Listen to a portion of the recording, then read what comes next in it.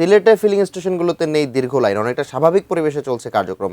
এ বিষয়ে বিস্তারিত জানাতে সিলেট মহানগরীর আম্বরখানা জালালাবাদ পাম্প থেকে সরাসরি যুক্ত হচ্ছেন প্রতিনিধি কামরুল ইসলাম মাহি। মাহি, সারা দেশে গ্যাসের অস্বাভাবিক পরিবেশ থাকলেও বলা হচ্ছে যে সিলেটে গ্যাসের যেই সমস্যা সেটি নেই।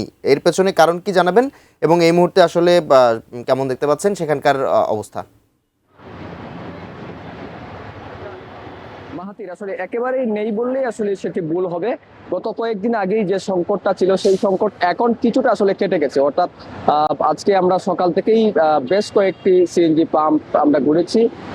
বেশ কয়েকটি সিএনজি পাম্প ঘুরে আমরা এই মুহূর্তে যে আম্বরখানার যে পাম্পটি রয়েছে সেই পাম্পটিতে আমরা অবস্থান করছি, এবং এখানে আসার পরে আমরা যে চিত্রটি দেখছি অনেকটাই স্বাভাবিক পরিবেশে, অর্থাৎ যে স্বাভাবিক কার্যক্রম যেটি তাকে আসলে সেটি আসলে করা হচ্ছে। এবং একইভাবে সিলেট মহানগরীর যে অন্যান্য যে ফিলিং স্টেশনগুলো রয়েছে সেখানে গ্যাস যে সরবরাহর যে কার্যক্রমটি রয়েছে সেটিও আসলে একেবারেই স্বাভাবিক পর্যায়ে রয়েছে। এবং নিশ্চয়ই আপনি দেখতে পাচ্ছেন কার্যক্রমগুলো দেখতে পাচ্ছেন, সিএনজি একের পর এক আসলে ঢুকছে, এবং এখানকার কর্তৃপক্ষ যারা রয়েছেন, যারা গ্যাস দেওয়ার দায়িত্বে রয়েছেন, তারা আসলে নির্ধারিত মূল্য পরিশোধ করেই আসলে গ্যাস নিতে পারছেন। এর আগে গত দুদিন আগে কিন্তু আমরা দেখেছি সিলেটের একটি গ্যাস পাম্পে দীর্ঘ লাইন ছিল, এবং চালক যারা রয়েছেন, পরিবহনের মালিকরা যারা রয়েছেন, তারা আসলে এক প্রকার একটু বিক্ষুব্ধ হয়ে অনেকটা আন্দোলনের পথ বেছে নিয়েছিলেন। তারপরে আমরা দেখেছি সিলেটের যে ফিলিং স্টেশনগুলোর মালিকরা রয়েছেন তারা আসলে বসেছেন। তো তারা বসে আসলে তারা বলেছেন যে সিলেটে আসলে এরকম ভাবে গ্যাসের যে সংকট সেই সংকটটি নেই, এবং তারা যে চাহিদা অনুযায়ী তারা আসলে গ্যাস পাওয়ার কথা সেটিও আসলে তারা তুলনামূলকভাবে পাচ্ছেন।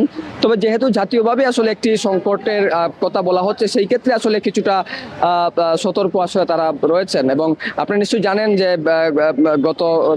গতকালের আগেই যে মহেশখালীতে যে দুটি টার্মিনাল থেকে যে গ্যাস দেওয়ার যে প্রক্রিয়া শুরু হচ্ছে, তারপরে কিন্তু আরো স্বাভাবিক হতে শুরু করেছে পরিস্থিতিতে। সব মিলিয়ে বলা চলে আপনি নিশ্চয়ই দেখতে পাচ্ছেন যে পাম্পগুলোতে যে গ্যাস দেওয়ার স্বাভাবিক কার্যক্রম সেটি আসলে সিলেটে একেবারেই স্বাভাবিক রয়েছে। তো সব নিশ্চয়ই আমরা পরবর্তীতে কোনো সংকট কিংবা কোনো বিক্ষোভের খবর জানলে আমরা নিশ্চয়ই আরো বিস্তারিত জানাতে পারবো। মাহাতির।